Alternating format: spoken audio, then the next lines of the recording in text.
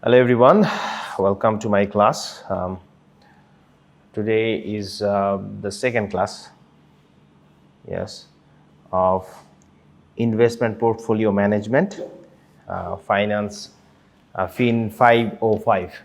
Okay, so in the last class we have discussed uh, about chapter 1, which is an overview of investment process. We are following a textbook which I have already mentioned the name, The Analysis of Investment and Management Portfolios, written by Rayleigh Brown, 10th edition. Okay, so in the last class, let's just give you a quick review about the last class, what we have learned so far. Hopefully, you will get the first class video on YouTube as well. So please check on that. And from the chapter 1, at the very beginning of the class, we talked about what is investment. We learned about the formal definition, the bookish definition of investment, and how investment actually come to the real existence from the historical background to the current situation. And measurement, we learned about the measures of return and risk. When you invest something, you are sacrificing the current value of that money. So from the finance point of view, you can expect something in return as you are sacrificing the current value of money. So in the future, when you're gonna receive that money, you will get some more of it. So that's what এটাকে interest বলা যায়, এটাকে বিজনেসের ক্ষেত্রে invest করলে সেটাকে profit হিসাবে বলা যায়, ফিক্সড করে দিলে ইন্টারেস্ট হয়ে যায়, আর যদি রিস্ক এটার সাথে ইনভলভ থাকে তাহলে আর সেটা ইন্টারেস্ট না, সেটা বিজনেসের প্রফিট বলা যেতে পারে। Anyway, so we talked about how to measure the return and risk of an investment. We talked about measures of historical rates of return. এই historical rates of returnটা শিখতে যে আমরা HPR শিখেছি। HPR means holding period return, HPR. We learned about the formula, how to calculate that. ক্লাসে প্র্যাকটিসও করেছিলাম। আর তারপর HPR থেকে we learned about holding period yield, HPY. HPYটা কীভাবে ক্যালকুলেট করতে হয় এবং এগুলার ইন্টারপ্রিটেশনটা কি, এগুলা বের করে যে ভ্যালুটা পেলাম সেটা আসলে কি বোঝায়। We also talked about that. এবং HPR, HPY এগুলো ক্যালকুলেশনের পর হচ্ছে আমরা annual HPY, annually holding period ইল্ডটা কি হয় সেটাও বের করেছি। Then we learned arithmetic mean, কীভাবে একটা ইনভেস্টমেন্টের সিঙ্গেল ইনভেস্টমেন্টের কীভাবে অ্যারিথমেটিক মিন বের করতে হয়, কীভাবে জিওমেট্রিক মিন বের করতে হয়। We have already practiced all those topics at the previous class. যাই হোক, আজকে আমরা শিখব যে how to calculate expected rate of a return, একটা রিটার্নের আমি যে ইনভেস্ট করলাম সেটাতে আমি যে রিটার্নটা পাবো সেটার এক্সপেক্টেড রেট কি হতে পারে, হোয়াট আই ক্যান এক্সপেক্ট, মানে ওই রিটার্নটা কি হবে সেটার আমার কীরকম এক্সপেকটেশন হওয়া উচিত। যদি ক্লিয়ারভাবে বলি এটা অনেকটা এরকম। তো এখন এটার সাথে একদম ওতপ্রোতভাবে জড়িত যে জিনিসটা সেটা হচ্ছে রিস্ক। একটা রিটার্নের সাথে রিস্ক থাকে। এই রিটার্নটা একটা ভালো গুড অ্যামাউন্টের রিটার্ন হতে পারে, এটা কম রিটার্ন হতে পারে, আবার নেগেটিভ রিটার্নও হতে পারে, হয়তো বা আমি যা ইনভেস্ট করছি এক্স্যাক্টলি তার চেয়ে কম পাচ্ছি। সো এই ক্ষেত্রে এগুলার রিস্ক এর সাথে জড়িত থাকে এবং সেই রিস্কগুলা আমরা ক্যালকুলেট করা শিখব, কীভাবে এক্সপেক্টেড রেট কী হওয়া উচিত এই সম্পর্কে। এখন I have already mentioned the name of the book. এই আমার কোর্সটা কন্টিনিউ করার জন্য এই বুকটা আপনাদের কালেকশনে থাকা খুবই জরুরি, কারণ আমি থরলি এই বইটা ফলো করব, এই বইয়ের টপিকগুলা এবং এই বইয়ের যে কোয়েশ্চেন প্যাটার্ন, তারপর এই বইয়ে যেভাবে এক্সাম্পলগুলো ইউজ করা হয়েছে আমি আমার ক্লাসেও সেই এক্সাম্পলগুলো ইউজ করব এবং এগুলো ইলাস্ট্রেট করে বলবো আপনাদেরকে। সো আপনাদের কাছে যদি এই বইটা না থাকে, ইন দ্যাট কেস আপনারা আসলে মানে এটা কোপ আপ করতে পারবেন না। So please do collect this book. আর আচ্ছা, আমি এই বইয়ের চ্যাপ্টার 1-এ আমি বইয়ের নামটা আবার বলে দিচ্ছি, analysis of investments and management of portfolios, written by Reilly Brown, 10th addition.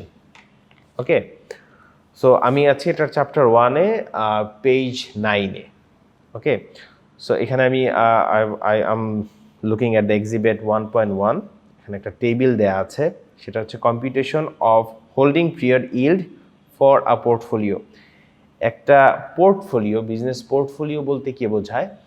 একটা বিজনেসের যখন শুধু একটা সিঙ্গেল ইনভেস্টমেন্ট থাকে, যে আমি শুধু এই বিজনেসটাই করছি, সেই ক্ষেত্রে এটা একটা সিঙ্গেল ইনভেস্টমেন্ট। বাট একটা বিজনেসের যখন মাল্টিপল জায়গায় ইনভেস্টমেন্ট থাকে, ওর মাল্টিপল উইংস থাকে বিজনেসের, উইংস না অ্যাকচুয়ালি, মাল্টিপল ক্যাটাগরির বিজনেস থাকে এবং বিভিন্ন বিজনেসে ওদেরকে ইনভেস্ট করতে হয়। এই অ্যাজ আ হোল পুরা যতগুলা ওই কোম্পানির যতগুলা বিজনেস আছে সবগুলাকে অ্যাজ আ হোল পোর্টফোলিও বলা হয়। সো আপনার ইনভেস্টমেন্টের ক্ষেত্রেও আমরা জীবনে কিন্তু যে কোনো একটা জায়গায়, ফিক্সড জায়গায় ইনভেস্ট করি না। আমরা বিভিন্ন ব্যবসার ক্যাটাগরিতে ইনভেস্ট করি বা বিভিন্ন পার্সন, বিজনেস পিপলদের কাছে ইনভেস্ট করি। হ্যাঁ, they belong to different company or they belong to completely different industry. So এই আমার যে ইনভেস্টমেন্টগুলা, এই অ্যাজ আ হোল এই ইনভেস্টমেন্টগুলা আমার একটা business portfolio, investment portfolio. So এই ক্ষেত্রে এখানে এক্সিবিট 1.1-এ যেটা দেখাচ্ছে, অ্যাট দ্য বটম একটা এক্সিবিট আছে, exhibit 1.1, computation of holding period yield for a portfolio. এখন সেখানে টেবিলটাতে কি বলছে যে এই একটা একটা একটা সিনারিও দিচ্ছে যে ইনভেস্টমেন্ট এ বি সি, 3টে ইনভেস্টমেন্ট এখানে আছে এবং নাম্বার অফ শেয়ারস সেখানে কি পরিমাণ, আমরা যদি ফর এক্সাম্পল ধরি যে এটা কোনো একটা মানুষের, একটা পার্সন বা একটা কোম্পানির সিনারিও দিচ্ছে, সেক্ষেত্রে সেই কোম্পানিটা ইনভেস্টমেন্ট এতে তার নাম্বার অফ শেয়ার আছে 1 লাখ, সেটার বিগিনিং প্রাইস ছিল 10 টাকা, সেটার মার্কড ভ্যালু ছিল 10 লাখ, এবং এন্ডিং প্রাইস ছিল 12 টাকা। এইভাবে একটা এই টেবিলটা সাজানো, সেখান থেকে তারা এইচপিআর ক্যালকুলেট করেছে, এইচপিওয়াই ক্যালকুলেট করেছে, মার্কেট ওয়েট ক্যালকুলেট করে ওয়েটেড এইচপিওয়াই বের করেছে। সো এইভাবে আমি এরকম এক্সামে এরকম টেবিল আকারে দেয়া থাকতে পারে বিভিন্ন ইনভেস্টমেন্ট দিয়ে, সেটার রিলেভেন্ট ডেটাগুলো দিয়ে আমি হয়তো বলে দিলাম যে এইচপিআর এবং এইচপিওয়াই ক্যালকুলেট কীভাবে করতে হয় বা অ্যারিথমেটিক মিন কীভাবে করতে হয়, এরকম কোন ওই জায়গাগুলো ব্ল্যাঙ্ক থাকবে। Your job in the exam will be to calculate them and fill that table. Okay. তারপর আসছে এক্সপেক্টেড রিটার্ন। যে এক্সপেক্টেড রিটার্নের একটা ফর্মুলা আছে, ফর্মুলাটা হচ্ছে summation of probability of that return into possible return. ঠিক আছে, এখন প্রবাবিলিটি অ্যান্ড পসিবল এটা ইন্টারচেঞ্জেবলি আমরা ইউজ করি, but in finance they are not similar, এটার মধ্যে ডিফারেন্স আছে। এখানে জাস্ট আমরা এক্সাম এই ফর্মুলাটা মাথায় রাখি, এই ফর্মুলার অ্যাপ্লিকেশনটা আমরা সামনে দেখতে পারবো এবং আমরা হচ্ছে খুব দ্রুতই একটা রিয়েল প্রবলেম সলভ করব বইটা থেকে। ওকে, সো এক্সপেক্টেড রিটার্নের যে ফর্মুলাটা সেটা হচ্ছে আমি লিখে দেই, probability of the return and possible return.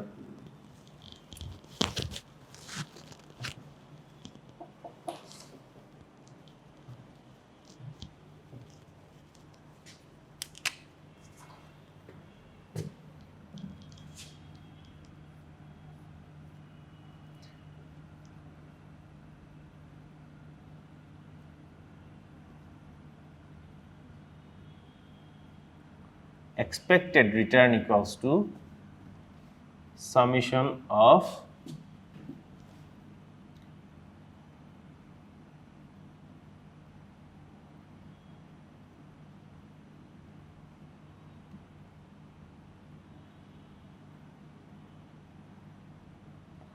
probability of a return into possible return.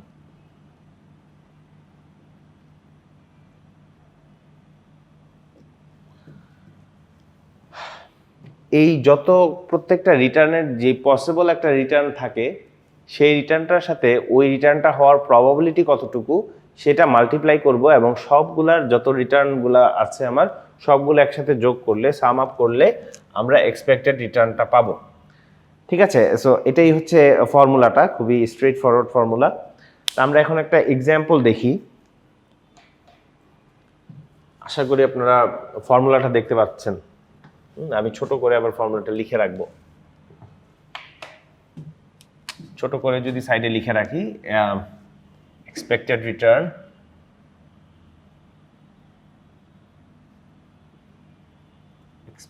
return equal to probability of the return into the possibility of the return, probability and the return multiply করে তাদের summation যদি করি, কারণ multiple আমার investment থাকে, so আমার রিটার্নগুলো multiple হবে, বিভিন্ন 10টা 12টা 2টা 3টা যাই থাকুক সবগুলোর সাথে সেই রেটটা এবং সেই রেটটা আসার প্রবাবিলিটি কতটুকু সেটা মাল্টিপ্লাই করে সবগুলা যদি অ্যাড আপ সাম আপ করি তাহলে আমরা এক্সপেক্টেড রিটার্নটা পাবো। আচ্ছা, এখন একটা টেবিল আছে, সেটা হচ্ছে পেজ 11-এ। আপনারা যারা বইটা কালেক্ট করবেন না তারা ক্লাসটা ফলো করা খুব কঠিন হবে।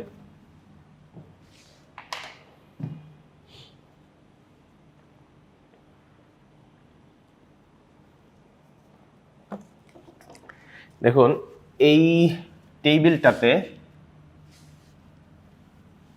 আমি তাও লিখে দিচ্ছি, যাদের কাছে ইন দ্য মিন টাইম বইটা নাই তারা যেন একটু ফলো করতে পারেন। ইকোনমিক কন্ডিশন,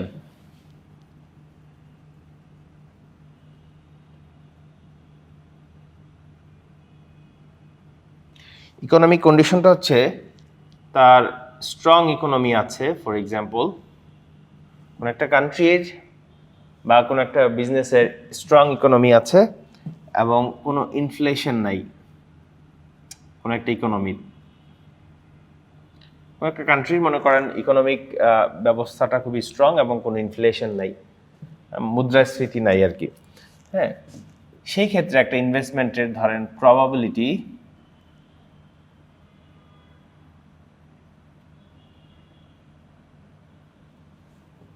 এবং রেট অফ রিটার্ন দেয়া আছে।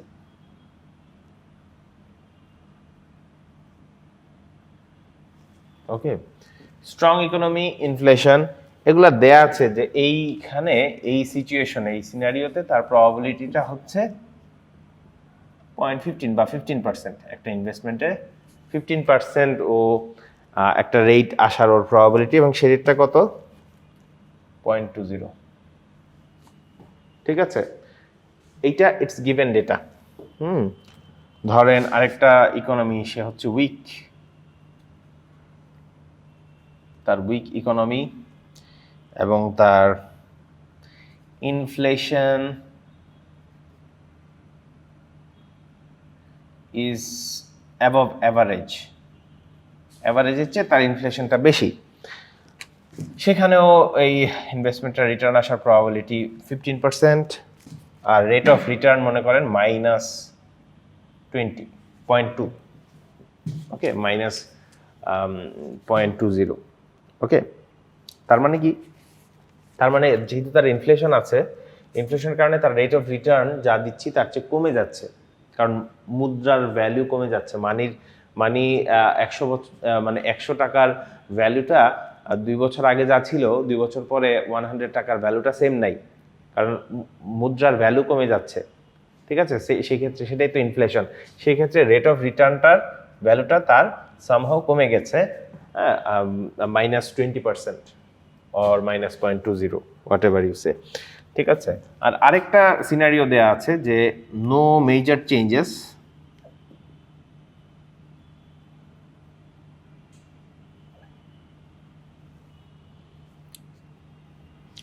No major changes in the economy.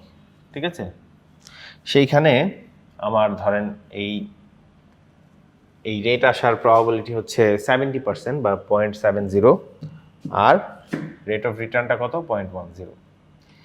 These are given data. এইটাতে আসলে ক্যালকুলেট করার কিছু নাই, এটা বইয়ে একটা এক্সাম্পল দেওয়া, সেই টেবিলটাই আমি আপনাদেরকে দেখালাম। এখন এইটাকে আমরা ফার্দার ইউজ করবো, এই জন্য এটা এখানে তুলে রাখলাম আর কি, এখানে কোনো ক্যালকুলেশনের ব্যাপার নেই। এনিওয়ে, এখন আমরা এইটাকে অ্যাপ্লাই করব, এই ফর্মুলাটা, যে এক্সপেক্টেড রিটার্নটা কিভাবে ক্যালকুলেট করতে হয়। আমার গিভেন ডেটা হচ্ছে এইটা, আমার এই তিনটা সিনারিওতে প্রবাবিলিটিগুলি দেওয়া আছে এবং রেট অফ রিটার্নগুলিও দেওয়া আছে, ঠিক আছে। এখন আমি চাচ্ছি কি এক্সপেক্টেড রিটার্ন কত হবে। এক্সপেক্টেড রিটার্ন ইকুয়ালস টু, আমরা কি জানি, সামেশন অফ যতগুলা প্রবাবিলিটি আছে ইনটু সেইটার রেটটা সাম আপ করব। ওকে, সো ইন দিস কেস আমরা কি করছি, আমাদের এই সিনারিওর প্রবাবিলিটি কত, 0.15 ইন্টু রেট অফ রিটার্ন কত, 0.20, এইটা একটা গেল, প্লাস সেকেন্ডটা, কারণ সবগুলার তো আমার সামেশন হইতে হবে, ইন্টু -0.20, এটা সেকেন্ডটা, 0.15 হচ্ছে আর প্রবাবিলিটি এবং রেট অফ রিটার্ন হচ্ছে -0.20, ওকে। এবং সবার শেষেরটা হচ্ছে ওর probability 0.70 into rate of return হচ্ছে 0.10, তার ব্র্যাকেট ক্লোজ। এখন এদের ক্যালকুলেট করে সবগুলা যখন আমরা যোগ করে দিব, সাম আপ করে দিব, সেটার রেজাল্ট আসলো 0.07। এই 0.07 হচ্ছে আমার এক্সপেক্টেড রিটার্ন, ঠিক আছে। ওই যে বড় একটা ফর্মুলা লিখেছিলাম এক্সপেক্টেড রিটার্নের, এক্সপেক্টেড রিটার্নটা এইভাবে ক্যালকুলেট করা হয় যে একটা রিটার্ন আসবে, সেই রিটার্নটা কত এবং সেই রিটার্ন আসার প্রবাবিলিটিটা কত, তাদের মাল্টিপ্লাই করে যতগুলা ইনভেস্টমেন্ট আছে, যতগুলা রিটার্ন আছে, সবগুলার এরকম করসপন্ডিং প্রবাবিলিটির সাথে মাল্টিপ্লাই করে সবগুলো যখন আমরা সাম আপ করবো, সেই সামেশনের যে রেজাল্টটা হবে সেটা হচ্ছে আমার এক্সপেক্টেড রিটার্ন, ঠিক আছে। এখন এই বইয়ে এরপরে আরও বড় এক্সাম্পল দেয়া আছে, অনেক অনেক লম্বা একটা ক্যালকুলেশনের মতো, সেটা আপনারা চেষ্টা করবেন, কিন্তু দিন শেষে আসলে এই কাজটাই করা আর কি, এটাই করা যে করসপন্ডিং প্রবাবিলিটিটার সাথে রেটটা গুণ করে সবগুলো যোগ করে যে রেজাল্টটা আসছে, এখানে সংখ্যাই বেশি ছিল, এই জন্য এটা একটু দেখতে বড় লাগছে। There is nothing to be scared of. আচ্ছা, then comes measuring the risk of expected rate of return. এই এক্সপেক্টেড রেট অফ রিটার্নের আমরা রিস্কটা মেজার করব।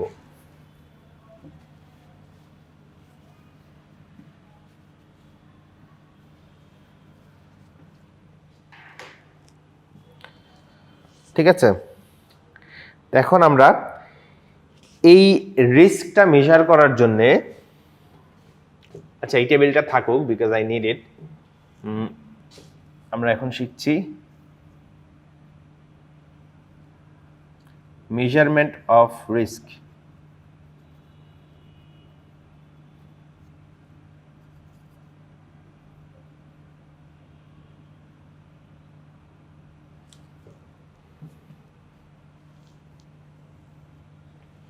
রিস্কের মেজারমেন্ট, এইটার জন্যে there are two ways to calculate risk। এই রিস্কটার জন্যে দুইটা ওয়ে, একটা ওয়ে হচ্ছে ক্যালকুলেশন অফ or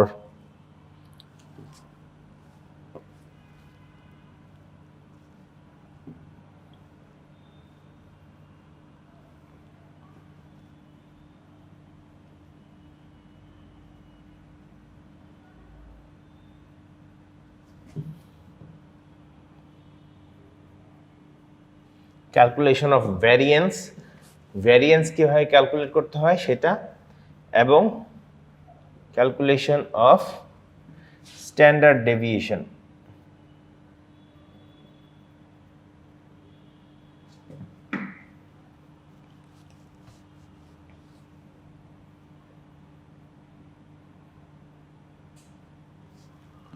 ঠিক আছে, রিস্ক মেজারের জন্য দুইটা ওয়ে হচ্ছে, দুইটা থিওরিটিক্যাল অ্যাপ্রোচ হচ্ছে, ভ্যারিয়েন্স ক্যালকুলেশন আর হচ্ছে standard deviation, calculation of standard deviation. Okay, তো এখন ভ্যারিয়েন্স কীভাবে ক্যালকুলেট করতে হয়? ভ্যারিয়েন্সকে স্ট্যাটিস্টিক্সের ভাষায় বা ম্যাথমেটিক্যালি বা যেটাই বলি, ভ্যারিয়েন্সকে এক্সপ্রেস করা হয় এই সিগমা স্কোয়ার দিয়ে। ঠিক আছে, এই সিগমা স্কোয়ার হচ্ছে ভ্যারিয়েন্স। তো ভ্যারিয়েন্স ক্যালকুলেশনের ফর্মুলা হচ্ছে, ফর্মুলাটা সাইডে লিখে রাখি, এইখানে ছায়া পড়বে নাকি, VARIANC, variance sigma square equals two কি, ইকুয়ালস টু হচ্ছে summation of the probability, P for probability, into possible return of PR for possible return minus expected return, ER. Okay, so আমি যখন পসিবল যে রিটার্নটা আমার ছিল সেই পসিবল রিটার্নটা থেকে আমার এক্সপেক্টেড রিটার্ন বের হলো। Expected return, can you recall, আমি এই টেবিলটা থেকে মানে ফর্মুলা দেখালাম যে এক্সপেক্টেড রিটার্ন কীভাবে বের করতে হয়। এই এক্সপেক্টেড রিটার্ন যেটা বের হয়েছে এইটা পসিবল রিটার্ন থেকে এক্সপেক্টেড রিটার্নটা বাদ দিব এবং সেটা তার প্রবাবিলিটির সাথে মাল্টিপ্লাই করব। এরকম যতটা আছে সবগুলা একসাথে সামেশন করলে, সাম আপ করলে আমরা যে রেজাল্টটা পাবো সেটা হচ্ছে ভ্যারিয়েন্স। ঠিক আছে,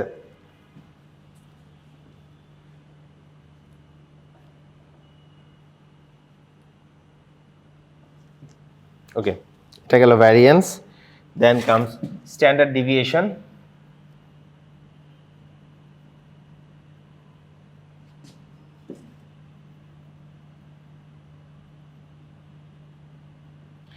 স্ট্যান্ডার্ড ডেভিয়েশন,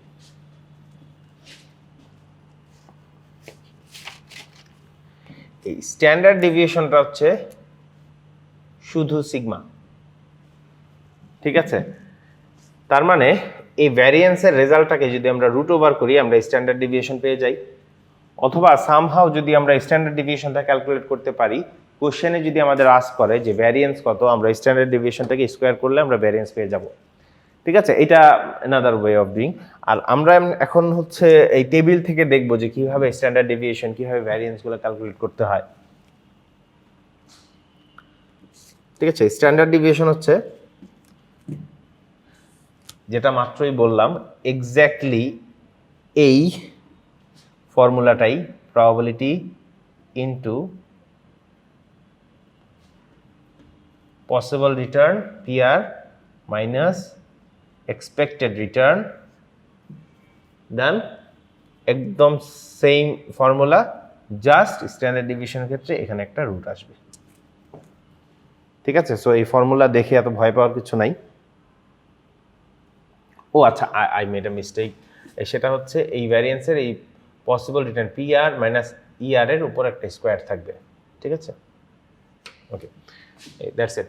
ঠিক আছে, এই একদম সেম ফর্মুলা, যে প্রবাবিলিটির সাথে পসিবল রিটার্ন থেকে এক্সপেক্টেড রিটার্নটা বাদ দিয়ে সেটার উপর স্কোয়ার করে দিব এবং সেই রেজাল্টটাকে আমরা ওর প্রবাবিলিটির সাথে মাল্টিপ্লাই করে দিব, তাহলে আমরা কি পেয়ে যাব, ভ্যারিয়েন্স পেয়ে যাব। এবং এই সেম ফর্মুলাটাকেই যদি আমরা রেজাল্টটাকে রুট ওভার করে দেই তাহলে আমরা স্ট্যান্ডার্ড ডিভিয়েশন পাবো। এখন আমরা দেখি কিভাবে একটা স্ট্যান্ডার্ড, কিভাবে একটা ভ্যারিয়েন্স ক্যালকুলেট করতে হয়।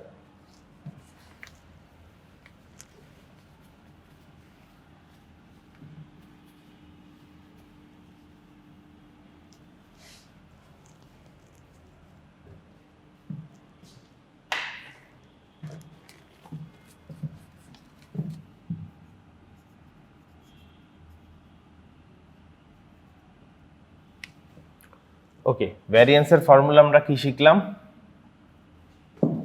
যে sigma square equals to summation of probability into possible return minus expected return whole square.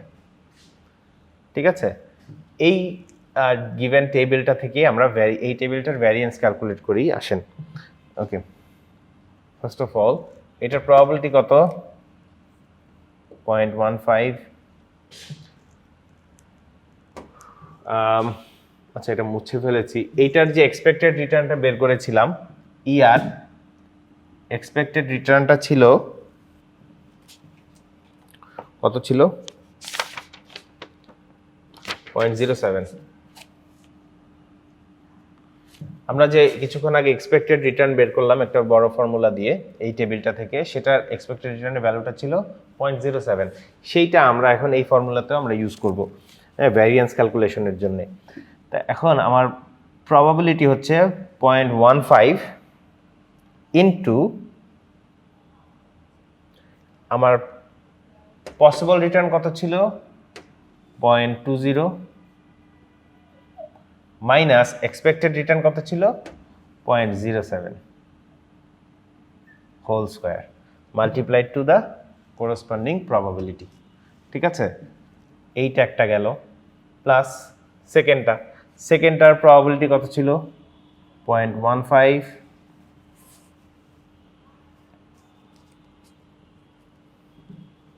ঠিক আছে, 0.15 ইন্টু আমার পসিবল রিটার্ন কত মাইনাস 0.20, সেটা থেকে মাইনাস যাবে আমার এক্সপেক্টেড রিটার্ন, আরও মাইনাস গেল 0.07, সেটা দিলাম হোল স্কোয়ার, সেকেন্ডটাও ডান, প্লাস থার্ডটার ক্ষেত্রে প্রবাবিলিটি কত ছিল 0.70 ইন্টু আমার পসিবল রিটার্ন হচ্ছে 0.10 minus expected return 0.07 whole square. Okay, এইভাবে এদের সবাইকে আমি এই প্রথমটাকে ক্যালকুলেট করলাম, এটাকে সাম আপ করলাম, সেকেন্ডটাকে করলাম, তারপর থার্ডটাকে করলাম, সবগুলো এখন যোগ করলে যে রেজাল্টটা আমার আসবে সেটা আমি এখন ক্যালকুলেট করছি না, it's given on the book. সেটা রেজাল্টটা আসে হচ্ছে 0.0141। তো 0.0141টা হচ্ছে আমার ক্যালকুলেটেড ভ্যারিয়েন্স। ঠিক আছে, স্ট্যান্ডার্ড ডেভিয়েশন কিভাবে ক্যালকুলেট করব? স্ট্যান্ডার্ড ডেভিয়েশন ক্যালকুলেট করব হচ্ছে সিমিলার দিস ফর্মুলা। এইটার উপর আমি যদি এখন এটা মুছে দেই এবং এই ফর্মুলাটার উপর একটা রুট ওভার টেনে দেই, তাহলে it becomes the standard deviation. তার মানে ভ্যারিয়েন্সকে রুট করলে স্ট্যান্ডার্ড ডেভিয়েশন পাই, স্ট্যান্ডার্ড ডেভিয়েশনকে স্কোয়ার করলে ভ্যারিয়েন্স পাই। As simple as that. Okay, এটা একদমই ইজি কনসেপ্ট, বাট এখান থেকে বুঝতে পারা, এই টেবিল থেকে আইডেন্টিফাই করতে পারা যে কোনটা প্রবাবিলিটি, কোনটা রেট অফ ইন্টারেস্ট, মানে আমার পসিবল রিটার্ন কোনটা, এবং সেখান থেকে এক্সপেক্টেড রেটটাকে কারেক্টলি ক্যালকুলেট করে তারপর হচ্ছে আমরা এই ভ্যারিয়েন্সগুলো ক্যালকুলেট করতে পারবো, কারণ ভ্যারিয়েন্স স্ট্যান্ডার্ড ডেভিয়েশনের জন্য আমার এক্সপেক্টেড রেটটাও লাগবে। ঠিক আছে, সো এটা হচ্ছে আমার ভ্যারিয়েন্স চলে আসলো। এই ভ্যারিয়েন্সের রেজাল্টটাকে যদি আমি রুট ওভার করে দেই তাহলে আমি পাবো স্ট্যান্ডার্ড ডেভিয়েশন। সেই স্ট্যান্ডার্ড ডেভিয়েশনের ভ্যালুটা আসে হচ্ছে 0.1187 or পার্সেন্টেজে কনভার্ট করলে 11.87%। ওকে, সো দ্যাটস ইট। সো আজকে এর বেশি কোনো ডিসকাশন নাই। এই রিলেটেড আরও অনেক ম্যাথ আছে, এটা বইয়ে আপনারা যখন দেখবেন, এই বইয়ের at the end of this chapter এই কিভাবে স্ট্যান্ডার্ড ডেভিয়েশন, ভ্যারিয়েন্স, এই ক্যালকুলেশনগুলো করার জন্য যে প্র্যাকটিস প্রবলেমগুলি আছে সেগুলো আপনারা বাসায় অবশ্যই চেষ্টা করবেন।